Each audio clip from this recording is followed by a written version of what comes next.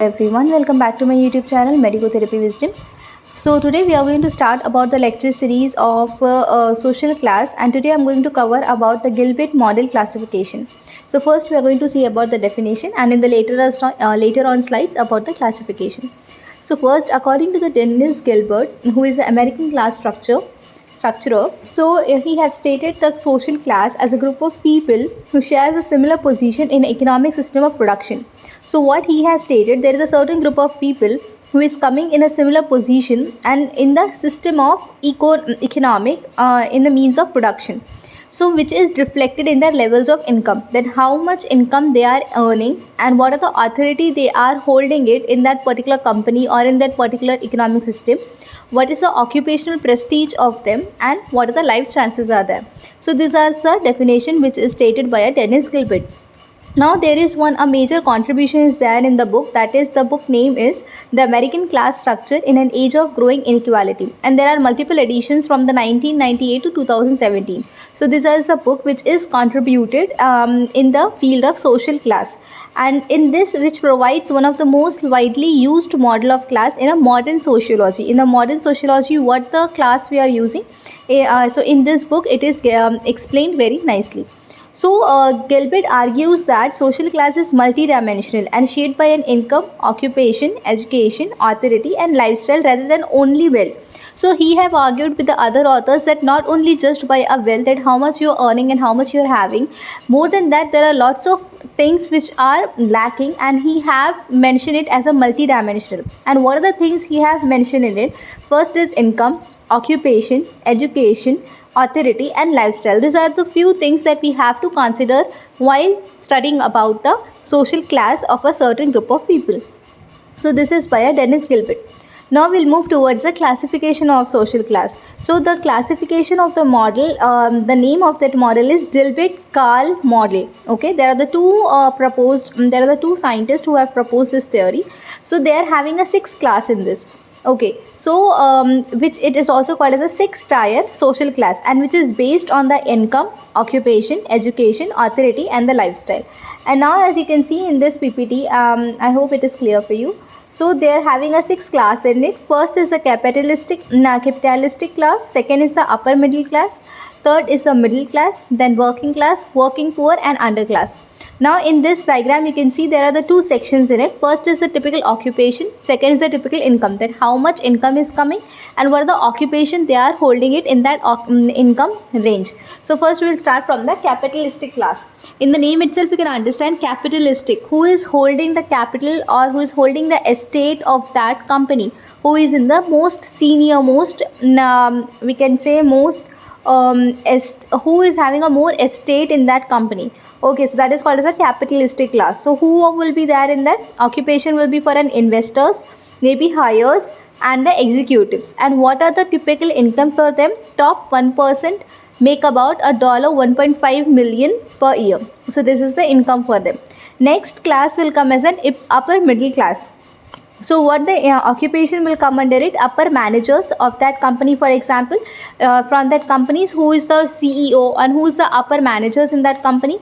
Professionals and medium-sized business owners. Okay, and what are the typical income for them? 14% make about the $80,000 per year. So this is the typical income for that particular occupation. Next come as a medical class. So in a medical class, the first is the lower managers, semi-professionals, craftsmen, foremen, and non-retail sales. And what is the typical income? 30% makes about $45,000 per year. Next class coming is a working class, in which there is a low skill manual, clerical, and a retail sales. And the income for them is the 30% makes about $30,000 per year.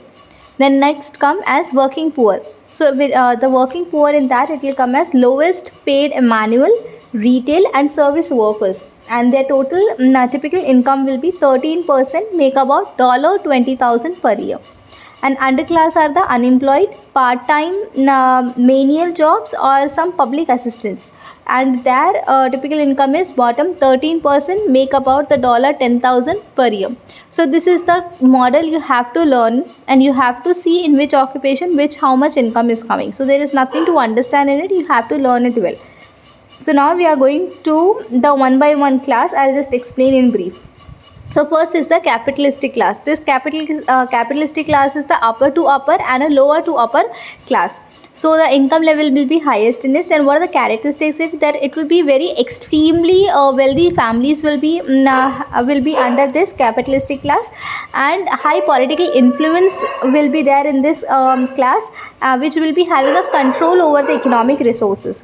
And for example, the investors will be there, stock market people will be there, and the business ownerships will be there.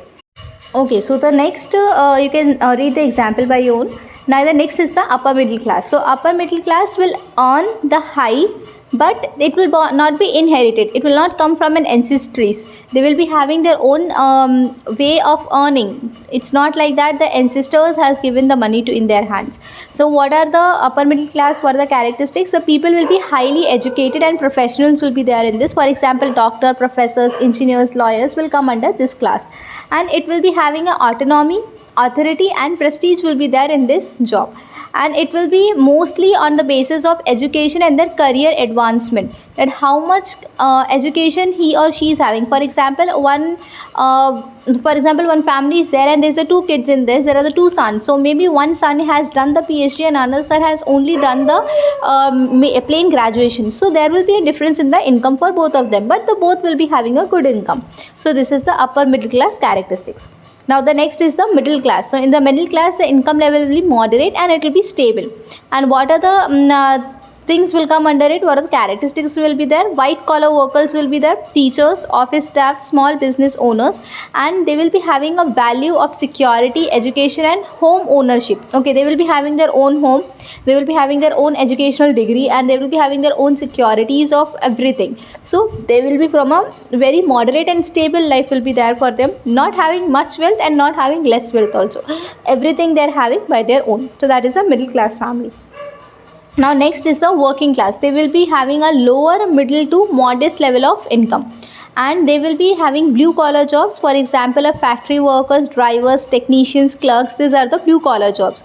They will be having a less job security. Anytime maybe a owner can come and kick them out of from the job, so they will be having a less job security, and they will be having only favor benefits compared to those in the middle class. Of course, if they are having a less income and not a job security, they will be having a less benefits also. So these are the lower middle to modest, that is a working class.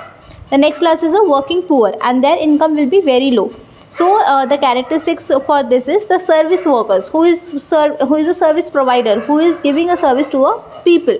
So for example, cleaners, helpers, delivery man, retail and part-time jobs. So these are the characteristics for the working poor, and their employment will be very unstable. They don't have any employment which is confirmed, okay, which is a permanent job based, and they will be having a very low wages, and few or no benefits will be there for them. If they are going for any company, for example, a worker is there going for any company, maybe it's on temporary basis, only 1 day or 2 day or only 1 week they need a labor, they will use it and they will not give any benefits also for them.